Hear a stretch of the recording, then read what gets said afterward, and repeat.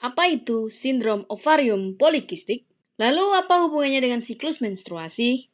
Yuk simak penjelasannya di video ini hingga selesai.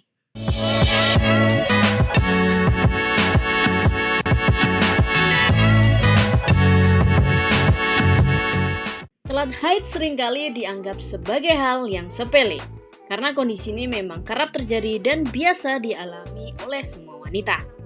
Namun penting untuk mengetahui batas telat haid dan hal apa saja yang perlu dilakukan.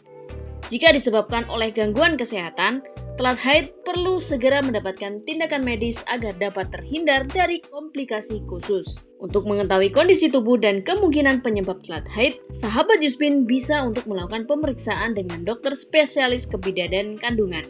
Nantinya, dokter akan memberi petunjuk terkait apa saja hal yang perlu dilakukan saat mengalami telat haid. Namun, pada kesempatan kali ini, kami akan membahas tentang apa itu sindrom polikistik. Ternyata telat haid bisa dipicu oleh beberapa hal. Nah, salah satunya adalah bisa disebabkan oleh penyakit seperti sindrom ovario polikistik atau biasa disingkat dengan PCOS. Polikistik ovarium ini adalah salah satu gangguan hormon yang terjadi pada wanita di masa usia subur. Penderita PCOS di sini mengalami gangguan menstruasi dan memiliki kadar hormon androgen yang berlebihan dalam tubuh seseorang wanita.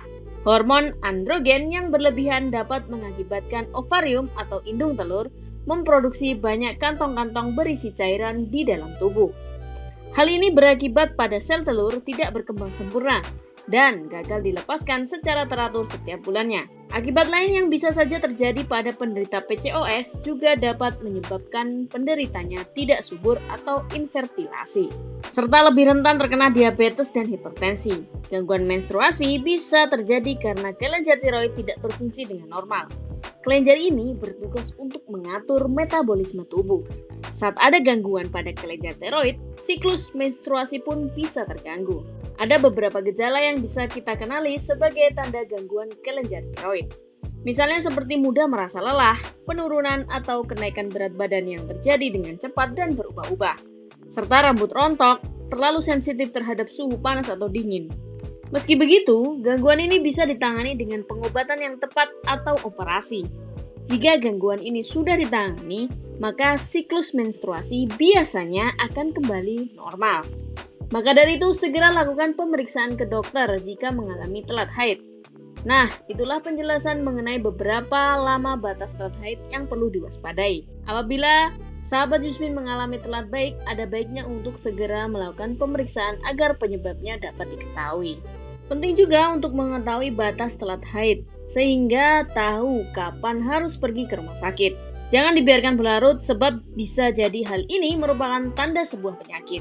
Bahkan jika telat haid terjadi karena kehamilan, penanganannya justru perlu dilakukan sesegera mungkin untuk memastikan janin di dalam tubuh bisa berkembang dan baik serta mengurangi resiko komplikasi kehamilan.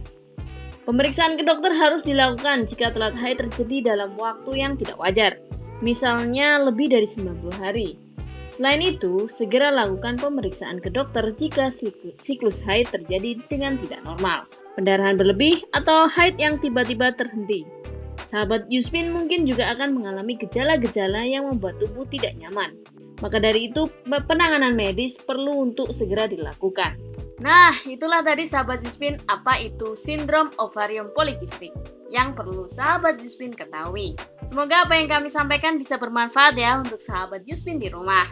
Terima kasih sudah menonton video ini hingga selesai. Sampai jumpa di video-video selanjutnya. Salam sehat!